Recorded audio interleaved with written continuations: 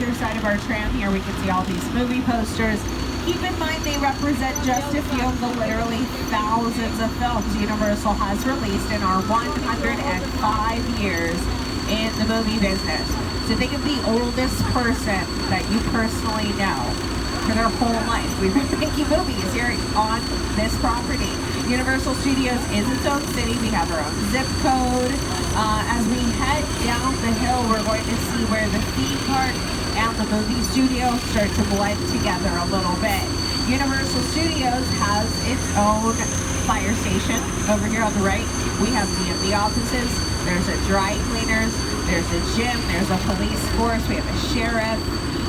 Back in the 40s and 50s, they would have an honorary mayor of Universal City. It was usually like an actor.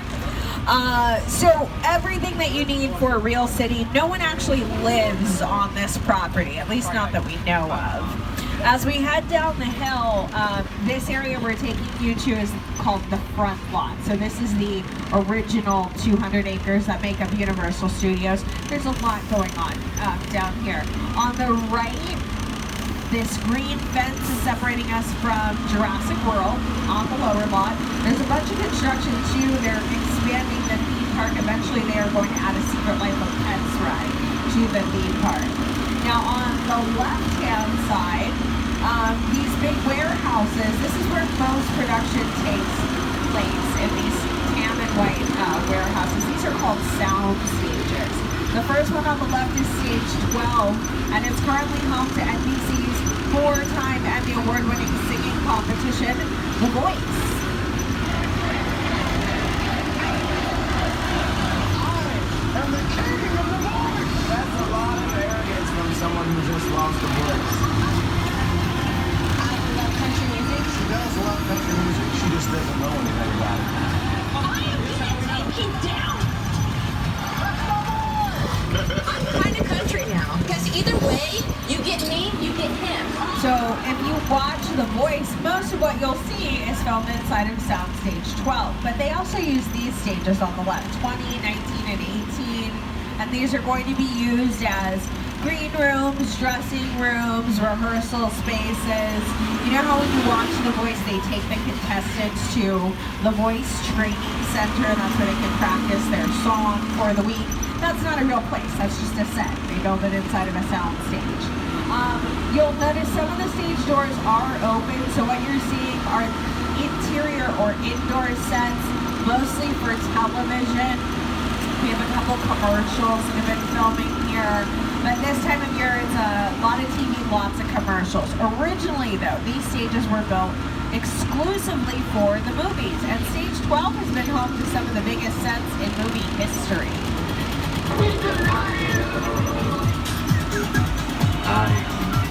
Sorry. Say hello to my little friend!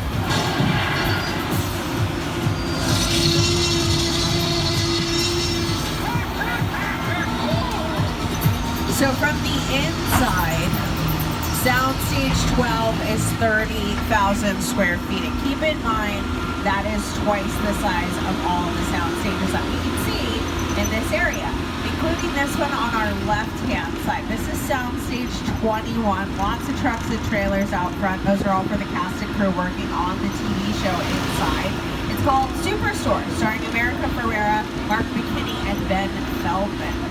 It's hot in here, but let's have some patience for one another. Yeah, you know, the heat makes us all act. If your face stays where it is, it's gonna get fine. Now on our right-hand side, we're going to pass by a couple more sound stages. Lots of these were used for game shows this year, like Hollywood Game Night, hosted by Jane Lynch, Family Feud, Celebrity Family Feud, and now we have the Kelly Clarkson show filming on the lot.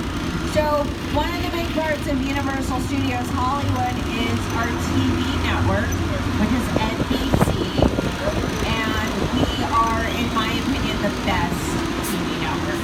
Because we bring you all the great shows, like Friends, Frasier, Cheers, 30 Rock, that one's my favorite.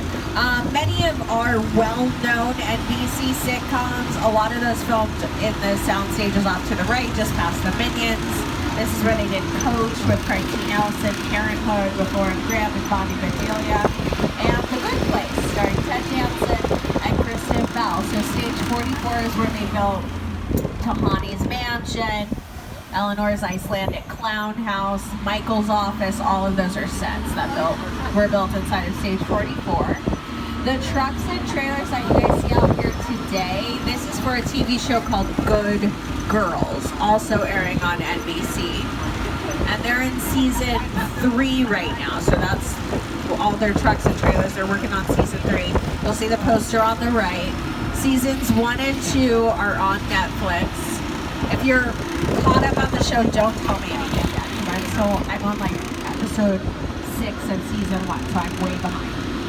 But anyway, before any production starts filming inside of a soundstage, everything starts with just an idea in somebody's head.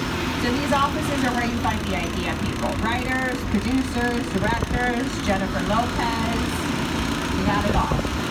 J-Lo has offices for her production company here. It's called New European Productions.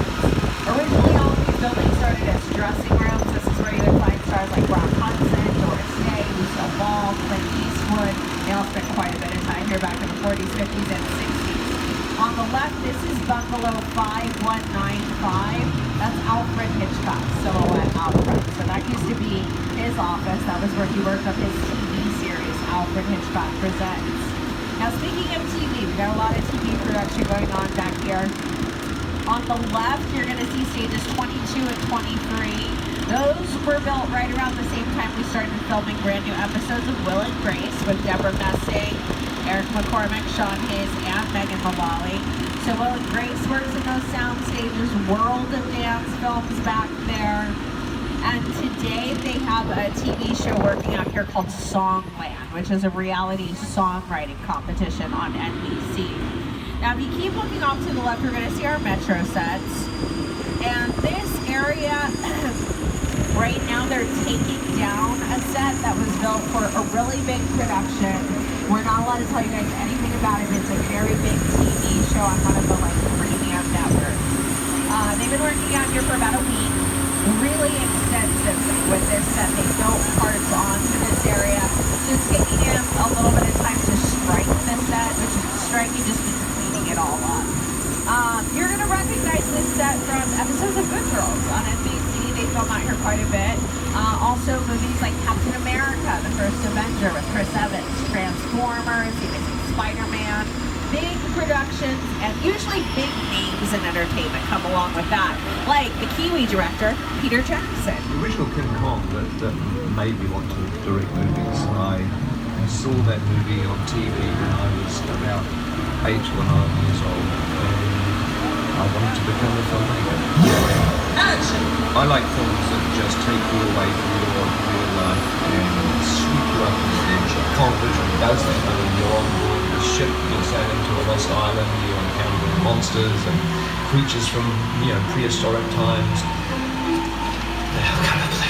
All right, guys, get those 3D glasses ready, secure all loose belongings, and remain seated. Welcome to the shop.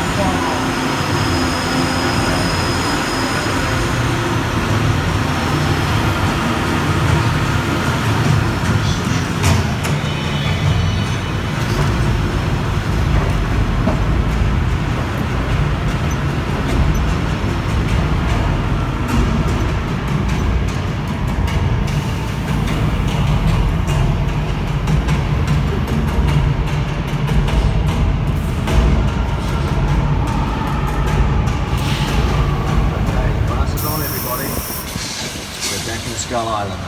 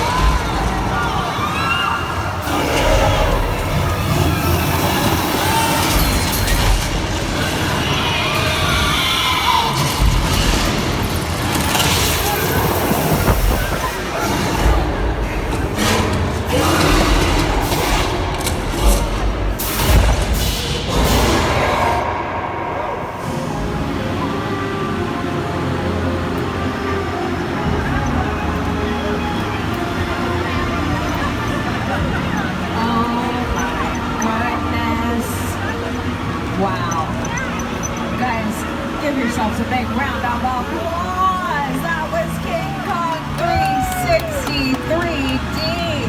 That's one of the largest, most intense 3D experiences on the planet. And look at that, you all survived. Congratulations, doing a great job. Just hold on to your 3D glasses because you never know, they could come in handy a little bit later on in our tour. Now, that epic battle was projected on some of the world's largest digital 3D screens. These screens measure in at 180 feet wide and 40 feet tall. Peter Jackson and his team at Weta Digital designed the film for us, and Weta has won 6 Academy Awards over the years. So they worked on movies like Jungle Book, Avatar, Alita Battle Angel, Avengers Infinity War, Avengers Endgame, and King Kong. With a project like Studio Tour, the audience is in the middle of the environment. They're looking in all directions. There's creatures coming at them. They're seeing all the other side and T-Rexes from the other side. We always know when people are looking. They're looking straight ahead. They're looking at the shot that we're working on. Here you have to take into account that people are looking in all directions. Also, one of the things about this ride, unlike the movies that we're used to working on, there's no cuts. Because it's one giant shot. This tram that's driving along through Skull Island is where the camera's from. This ring represents where the screen is 10 meters away. We're really creating about 50 minutes of a feature film. That amount of visual information, that number of pixels, and presenting it to the audience is a hell of a lot. So, as you may have noticed, during King Kong, we saw our tram got pulled on screen by those T-Rex dinosaurs. That does mean that we are all riding in something that we would call on a film set a picture car. Just like the ones you guys will see on our left-hand side. So get those cameras ready now, folks. We're headed for Motor Alley.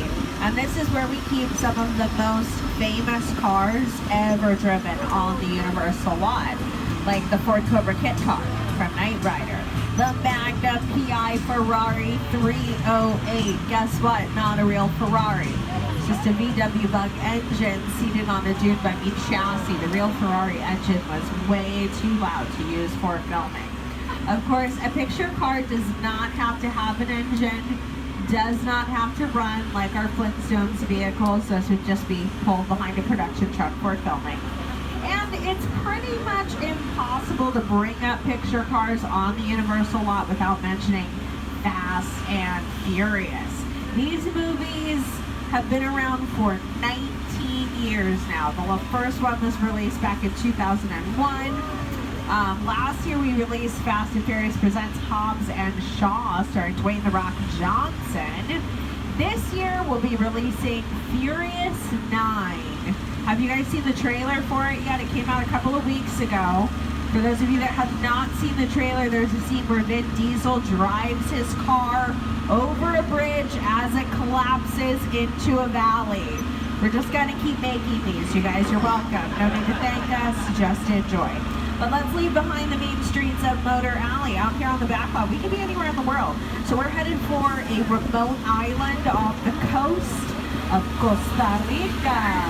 Welcome to Jurassic Park. Aw, thanks, John Hammond. So we're traveling through the gates of Engine. Out here there are set pieces, there are vehicles. All of these appear in Steven Spielberg's Jurassic Park series, including the Mobile Lab, which is over on the left. It's from The Lost World, Jurassic Park, starring Jeff Goldblum. There's a scene where the lab gets pushed over the edge of a cliff by a beam on the T-Rex. Now you'll notice as we pass by, if you take a look over your shoulder, the Mobile Lab is made out of plywood, and it's been painted to look like, oh no. Oh my goodness, no! We're under attack! Oh no. Okay, everyone in cars. Never mind, too late for you guys. Cars 3 and 4. You might want to duck back there. Sorry about that. We have a dinosaur problem. It's Jurassic Park, you guys. I don't know what you were expecting here. If you've never seen these movies, spoiler, the dinosaurs do not stay in the cages. It's a major plot point for the franchise. One other thing you'll notice when you watch Jurassic Park, and again, it's in every single movie, So I'm sure we'll see it in the newest Jurassic Park, and they want us to start telling you guys about it, but this movie literally does not come out for a full year, not until 2021. But the next Jurassic World will have Sam Neill, Laura Dern, and Jeff Goldblum all coming back, which is very exciting. They haven't been together on screen since the 1993 film. It's very exciting. But anyway, when the dinosaurs escape in Jurassic Park, it always starts raining. There's a reason for that. Rain looks cool on camera. That's basically it. So weather is there to make things more exciting to watch. And we have a little weather demo set up for you guys on the left. We're going to pull into Old Mexico here. And just for fun, we'll get a weather forecast from my uncle, who works at the Today Show. You guys might know him. Uncle Al, are you there? Hi everybody, here's today's forecast for the Universal Backline. It's going to be sunny and dry in 6 Points, Texas. Cool and cloudy in Little Europe. Expect snow and sleet on New York Street, and we've got a high chance of fog and precipitation for Skull Island, Amity Island, and Isla Nublar. That's your forecast for today. Now here's a look at what's going on in your neck of the lot. Oh, whoa. Hold on. Okay, he's saying we need to look out for a flash flood. That's a little dramatic, in my opinion. What you guys are seeing on the left is how we create rain on the screen. It's super easy. It's just an overhead sprinkler. Notice that the water does not fall straight down. That doesn't look like rain on camera. So you have to tilt the sprinklers a little bit and let the water fall at an angle, which looks much more realistic. Oh no. Uncle Al was right, guys. You're sitting on the left, you should duck. Always trust your local weatherman. Now you guys know flash floods. Come on, that's a classic Universal attraction. Were you paying attention to what I was doing up here? That's called acting. That's what it looks like up close. You can think of me as Meryl Streep. I wear khaki pants to work, but we're pretty much twins. Now the flash flood, that's created by releasing thousands of gallons of recycled water from large tanks up at the top of the hill. This scene is from a movie called Big Fat Liar, starring Paul Giamatti. There he is. The person getting washed away, not Paul Giamatti. That's his stunt double. Have you guys seen Amanda Bynes on Instagram lately? She has a tattoo of a heart right here. That's just something I wanted you guys to know. Anyway, right now we're crossing the border, leaving Old Mexico behind and entering the Old West, 6 Points, Texas. This area will look very familiar to you if you saw Once Upon a Time in Hollywood with Brad Pitt and Leonardo DiCaprio. A big chunk of Leonardo DiCaprio's scenes for that movie were filmed out here, and they were here for a while. It was like 6 weeks of Once Upon a Time in Hollywood. Pretty extensive set for that movie because not only did they dress the sets, they decorated them, they also brought in truckloads full of dirt and just covered over all the paved roadways. Like in this scene, this is from a classic cowboy duel.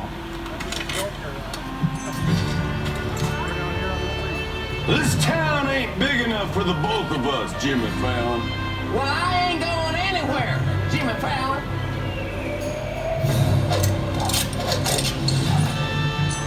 Now look here. Nice folks in this tram don't want no trouble. They just want to check out 6 Points, one of the oldest sets on the Universal line. I hear this is where John Wayne and Jimmy Stewart shot a few of their westerns. That's right. That's where I aim to shoot you. Looks like we got ourselves a Mexican standoff. Lucky shot. Now what say you mount up and get out of town while the getting's good? All right. Well, I'll see you again, Fallon. Oh, you can count on it, Fallon. Now get it. This is the beginning of a beautiful trip. Alrighty, Jimmy, I think we're gonna mosey on out of here too. 6 Points, Texas also makes an appearance in Call of the Wild, Harrison Ford's new movie that's in theaters right now. This is a pretty historic set. When we were first starting out, this is like 100 years ago at this point, our Western sets were the most popular filming location. That's because 100 years ago, all the movies were Westerns. Not only that, movies were silent. They were only like 20 minutes long back then. So in those days, they would take the 6 streets that make up 6 points and just put one movie on each of those streets and film all of them at the same time. So the first year we were open, they were able to film 200 westerns all in that one spot. So now we're going to see some more historic parts of the backlot, like this big body of water on the left. That's called Park Lake. That's the Black Lagoon in the movie Creature from the Black Lagoon back in 1931. Monster movies were a huge part of Universal Studios business back in the time of the Great Depression. Movies like Frankenstein, Dracula, The Wolfman, The Mummy, The Invisible Man, almost all of those made their first appearance on screen anywhere here on the right in this set called Little Europe. Nowadays, though, most people recognize Little Europe as The Good Place. You know the Shellstrom are dead. Cool. The location, the afterlife. Come on, I've never ever seen this. You're in the good place. I'm not supposed to be here. I can't risk going to the bad place. Maybe it's not all that bad. But How can I help you? what is the bad place like? Well, it doesn't sound awesome.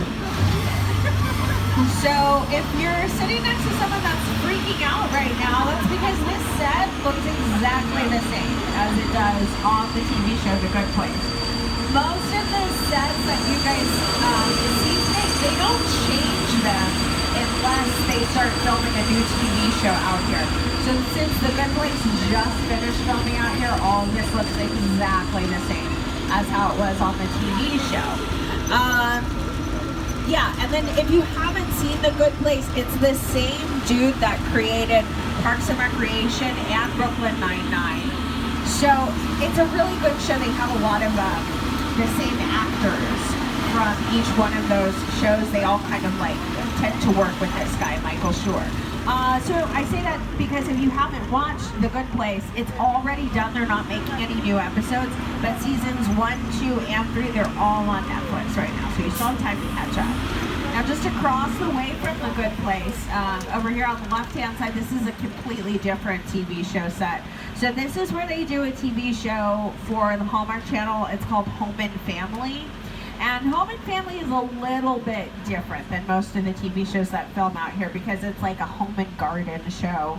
It's hosted by Debbie Matenopoulos. They'll have celebrity guests that stop by. They show you how to like do different recipes, little like at-home projects that you can do.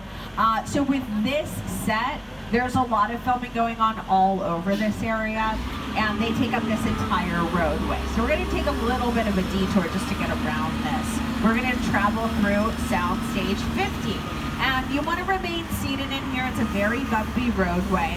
Of course, I mentioned at the top of the tour, the inside of a soundstage can look like anything. This one is dressed to look like a San Francisco subway station, or BART station, is what they would call them there. Now, you may recognize this set. It appears very briefly in a movie called Beverly Hills Cop 3 with Eddie Murphy. But more recently, it was in this episode of Bones. Not this week. He looks very upset. When I talked to him, something like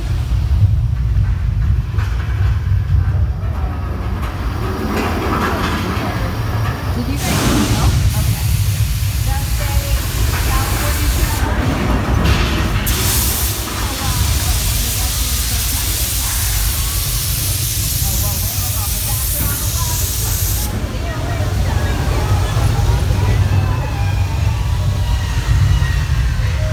Everyone just remain seated with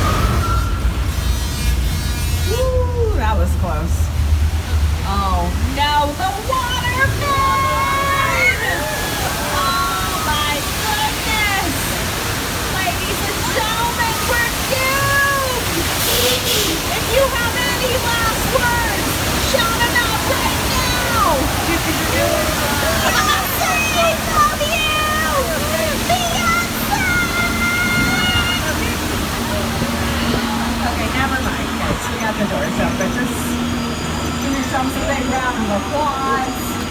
Keep your last words to yourself, alright? That's private.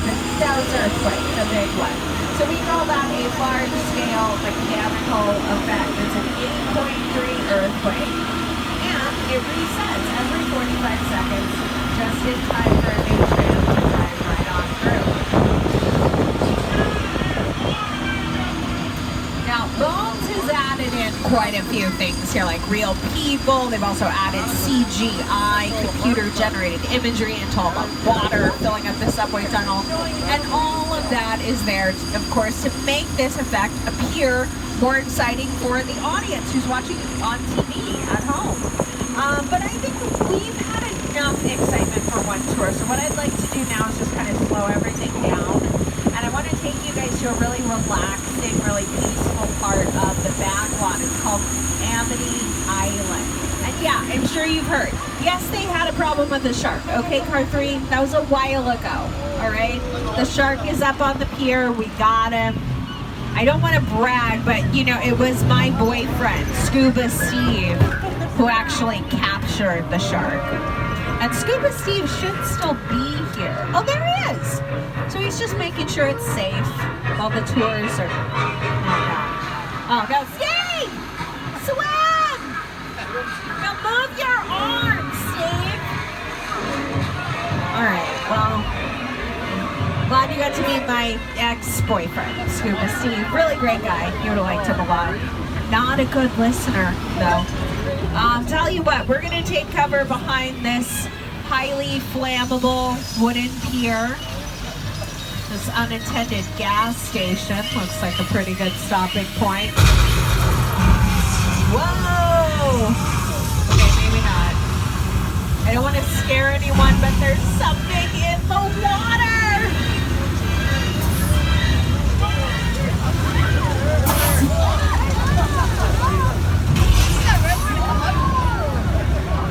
I can't believe he's just sleeping through the whole tour. He's like, whatever. This is very relaxing to me.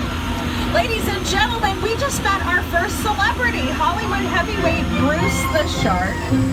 You guys know Bruce. He's been terrifying grown men and small children alike since 1975.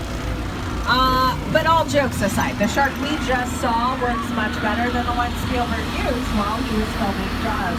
You have to remember, Spielberg was a brand new director on the movie Jaws. He had a lot of decisions to make for this film. Inevitably, he made some bad decisions. For example, he decided they were going to film this movie on location in Martha's Vineyard. Big mistake. The very first day of filming, the shark sank. That pushed the entire production more than 100 days behind schedule. That's a much maligned shark. The shark is frustrated. It didn't really work all the time. It didn't work hardly at all. Wherever you were on the island, you could hear the radio news. They were always saying, the shark is not working. Repeat, the shark. We just waited around. We just waited and waited and waited. The shark worked well enough for a while there and everything is involved. So I really owe the shark a lot. So when Jaws was finally released in theaters, it became the highest grossing film of all time in 1975. But it was the very first ever summer blockbuster. Steven Spielberg was the one to name the shark Bruce. This was after his attorney, his lawyer. Now, if you guys have seen the Disney Pixar movie Finding Nemo, remember the shark in that movie is also named Bruce? Not a coincidence. That's a reference to the movie Jaws. He's named after our Bruce. But this area, this is all much more residential, much more suburban. You'll notice over here off the left, oh no, we're going to turn down the street. We're turning on to one of America's most talked about neighborhoods. This is Wisteria Lane from ABC's Desperate Housewives. There is one thing everyone in suburbia And Desperate Housewives, you guys, has been off the air for like, what, 10 years now, something like that? But this TV show is famous all over the world. So we have people from every place imaginable. They come here, they just want to catch one glimpse of Wisteria Lane. So this is a set that we see over and over and over again. But what they do is they remodel, they change the landscaping. So when you're watching TV or a movie or whatever it is, you're not going to notice that this is the same set because it looks a little bit different every time that you see it on screen. Now it's really easy to completely change the look of these houses because most of them are not real houses. You may notice as you look in through the windows and doorways, there's not a whole lot on the inside. Like over here on the right, see this gray house? As we pass by, take a look through the front windows, and you're gonna notice you can see right through the house. There's a tree that looks like it's growing behind the house. It's actually inside the house. So most of these houses out here are what we call facades, and facade means false front. So they're essentially just the front and the sides, and that's pretty much it. That's really all you can see, so that's all we have to build.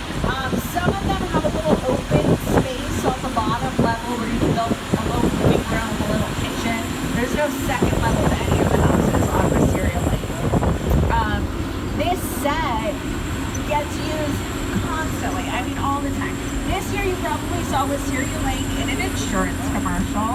They all filmed out there. State Farm, Allstate, Geico, AAA, Nationwide, Liberty Mutual, all of those filmed out there. You're also going to see it this year in a couple of, all the TV shows that work out here, they film on Wisteria Lake at some point. Like Superstore, they go to Amy's house. Amy's house is on Wisteria Lake. That's because it's just a regular, realistic suburban neighborhood. So we can use it to tell a lot of different stories. Back when Wisteria Lake was first built, it was called Colonial Street. It was originally built back in the 40s. So it's been in movies like Casper, Deep Impact, Pleasantville, The Birds, episodes of Matlock, episodes of Buffy the Vampire Slayer. In the early 2000s, it was in music videos like Smash Mouth's All-Star and Nellie and Kelly Rowland's Dilemma music video. So you're going to see it this year in Mindy Kaling's TV series on Netflix, Never Have I Ever. And then this NBC show that you might think got canceled called AP Bio. It didn't. They're filming a second season and it filmed a lot on Wisteria Lake. But sometimes our scripts will ask us for sets more based in fantasy. Like the ones on the right. That's Whoville. From Ron Howard's Dr. Seuss's How the Grinch Stole Christmas. 20 years ago, all of this was built in soundstages on the front lot. I like to say 20 years ago because I watch everybody that's about my age be like, 20 years ago. Am I old now? Yes, you are. We're all old. We all get older. Anyway, this set is right next door to a real psycho. Ladies and gentlemen, welcome to the Bates Motel. We can also see the Psycho house. It's up on the hill here. Both of these are two of the most iconic sets still left standing in Hollywood today. We all go a little mad sometimes. You'll notice that the... whoa, hold on. Okay, you guys, I think we may have spotted Norman Bates here at the Bates Motel, so we should probably just try to keep an eye on things just to make sure... Oh, whoa! Okay, not good. We are going to be reporting this to the proper authorities, don't worry. Well, hey! Hi, Norman. Didn't see you there. You know what's so weird? None of us saw anything, actually. We're going to go. We have to finish our tour. It's just getting super late, so we better... No, car 4 is fine. They're fine. They're fine. Thank you so much. Thank you, Norman. Oh, my goodness. Car 4! You in the white hat back there. He was going right for you. I saw that. No, don't wave at him, sir. I'm trying to save your life. You can thank me after the tour. On the left, that's the original Psycho house. So this is the same one from the 1960 film. Unfortunately for you, we are traveling past the house into Norman's backyard, which is an absolute disaster. This is one of the most intricate, most colossal sets ever constructed on our property. We're looking at the Crash Site set, and this appears in Steven Spielberg's sci-fi thriller, War of the Worlds. The airplane Crash Site set is a perfect example of a set that is all designed around a vision that Steven had. When we first began to sit down to talk about War of the Worlds, I thought, what if the 747 goes down right in a big neighborhood? Because it's just something you don't see. You're doing good. You're doing good. Keep doing something. Listen, I want you to close your eyes, okay? Now closed. So to answer the number one question on everyone's mind, yes, that's a real airplane on the left. It's a Boeing 747, the same one Kim and Kanye have. And it was brought here and destroyed specifically for the film War of the Worlds. The entire set took 3.5 months and more than $250,000 to create. It's only in the movie for 4 minutes. That's it. But Spielberg wants Spielberg. Now, if you keep looking on the left, you'll see a waterfall through the trees. That's a real waterfall. So they're probably longer than the studio itself. Although it's only just now visible to the studio tour. But that's how the set on the right gets its name. This whole thing is called Falls Lake. Falls Lake is 2 sets. The first one is the log cabin, originally built for the movie The Great Outdoors. Now off in the distance, there's a giant blue backdrop, the largest freestanding backdrop in North America. And it was used to film this scene from the movie Sully, starring Tom Hanks. Now, any production that comes out here, they're all going to do the same thing. They bring in their actors and their big set pieces. For this movie, that means the plane, the water, and the people. They film all of that in front of the backdrop, and then later on, they just erase the blue. Then you can put whatever you want behind those actors. Now, you guys will notice today we have a bunch of pink Corvettes out there. And I don't think they want us to start telling you about what's the production that's working out here. But if you live in Los Angeles, specifically like Hollywood, you might be familiar with a character that drives around in a pink Corvette. Maybe they're making a movie about her life story. I don't know. You know, you've got to maybe Google it later on, but you didn't hear it from me. Now, this set is one where we do get to see quite a few of them. This might be more serious than I thought. Wait a second. This is a secure line. Who are you? I'll tell you who I am, boy. I'm the reason bad guys use a night light. I'm the reason the boogeyman begs his mama to look under his bed. And I'm the reason we just lost control of this whole operation. My name is Special Agent Luke Hobbs of the U.S. Diplomatic Security Service. And as of 16.9 seconds ago, I'm the man in charge. The hell you are. Let me clue you in on 2 things, sweet cheeks. 1, there's a high-value witness from the Federal Protection Program aboard your vehicle. And 2, an international crime syndicate led by Owen Shaw is honing in on this vehicle to take that witness out. Shaw's as ruthless as they come, and he'll stop at nothing to eliminate his target. Every living soul on this vehicle is in serious danger. Other than that, enjoy the ride. This is not your jurisdiction. It is now, stink pickle. Whoa. I'm so tired of you state guys stepping in. Just whenever you feel like. Mute him. All right. Don't you? Sorry. That's better. We're moving your vehicle to a safe location until we have the situation under control. Until then, I want everybody to stay calm. Enjoy the ride. We're taking care of business. Hobbs out. My name is Roman Pierce. Pleased to meet you. My buddy Hobbs asked us to stash you with Shaw for a while. So we brought you in our secret spot. All right, look, guys, we're gonna keep Shaw from finding you, but to keep you safe, we need your help. We don't want the syndicate tracking us here, so put away your cameras and turn off your cell phones. One flash or one ringtone could give us away. I need y'all to take this real serious. Okay, pull into the next bay and we'll meet you in there. Okay. Wow, guys, that did not go according to plan. I guess Roman and Letty just invited all of us to the party. By the way, this is the Sullivan Truck Repair Garage.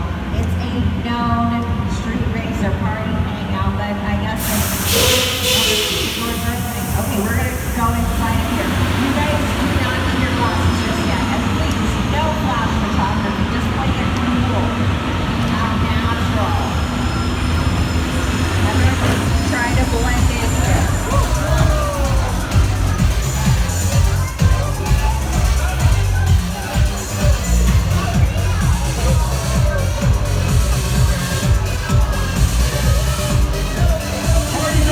Everybody out! The FBI! Turn that music off! Whoa, FBI. Guys, can somebody, hello? Alright,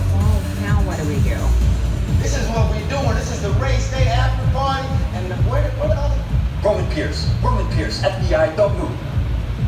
Neil, that's right, party's over. You know how long I took to iron this shirt, man? I'm not... You're under arrest right now. Ladies, let's back up a little bit. Got it. It's lightweight. First of all, I don't work for you. Oh, really? Well, tell me, Roman, who do you work for? We don't work for nobody. And I suggest you clear out of here, otherwise we can't guarantee your safety. Guarantee my safety? I'm the one holding the gun. Yeah, but mine's a whole lot bigger than yours. Escort this novice out. Let's go, Cookie Puss. You got an ugly suit on, man. It's cheap. Somebody out there really pissed off Shaw. It's gonna get ugly fast. Yeah, don't worry. Lucky for you, our whole family will protect you. Are you kidding me, Roman? You didn't shut off your phone, bro? I gotta call you back. I'm in the middle of something. See what I'm talking about? Call you back. It was on vibrate.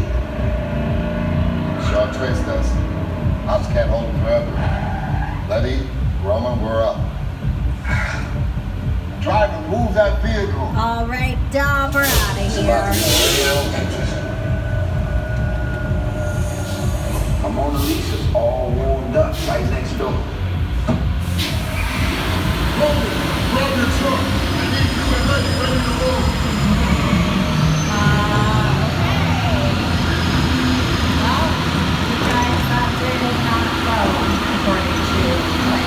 So tell you what, we're just gonna hide in this conveniently located parking structure just next door. I'm sure it'll be fine, but you guys should absolutely put on your glasses. It will protect your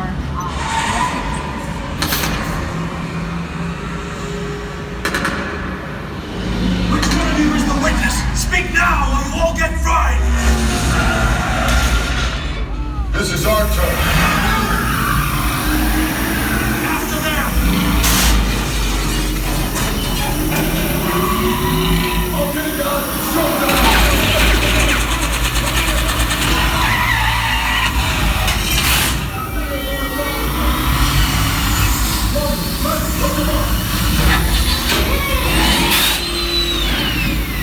I got the bull by the horn!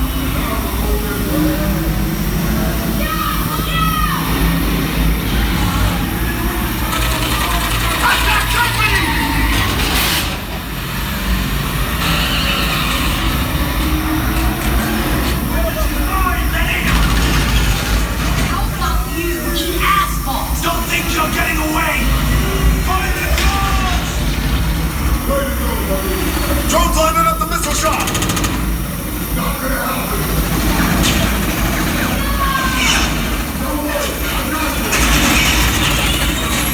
Roman, don't shoot! That's from the bridge! Under construction! Everybody hold on! Keep the motion!